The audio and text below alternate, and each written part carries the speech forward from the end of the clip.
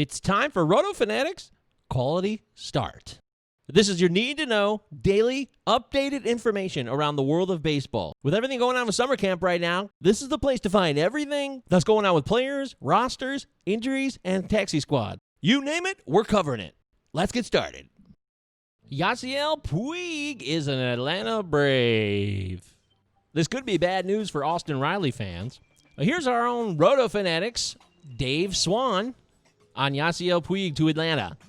From licking baseball bats to dyeing his hair yellow, Yasiel Puig is one of the most charismatic players in the MLB. After a long offseason, he finally finds himself a home out in Atlanta. He'll be roaming the outfield and help bolster their offense. For fantasy purposes, last year Yasiel hit 24 home runs while swiping 19 stolen bases and putting up a .267 batting average.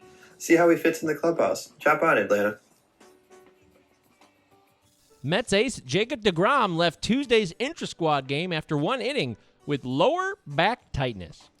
The team had no further updates at this time, but as we are all well aware, the Mets are known for injuries and pitchers, and hopefully this is nothing major for the back-to-back Cy Young winner. And updating a previous injury, Byron Buxton, who left Monday's intra-squad game with a foot injury, has been revealed to have a left foot sprain.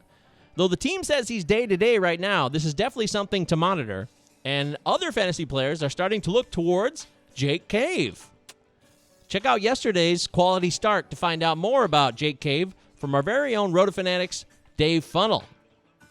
Baseball stuff! Baseball stuff! Cool! Can we play? I'll be Nomo. You can be Jose Canseco.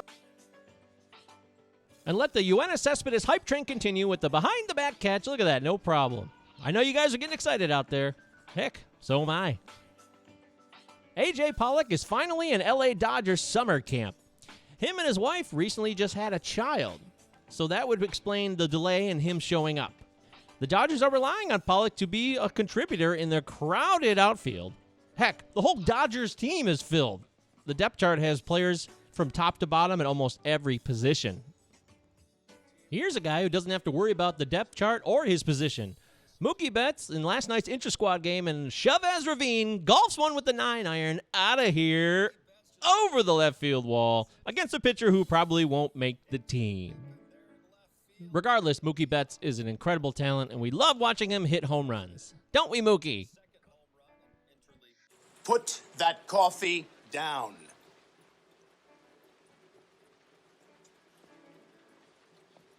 Coffee's for closers only.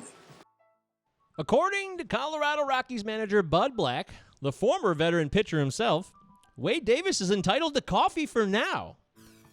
There is reason to believe that Wade Davis will be the closer. As Black said recently, I'm still bullish on Wade. You know, 2018, he led the National League in saves. It was a big part of our success and going to the playoffs.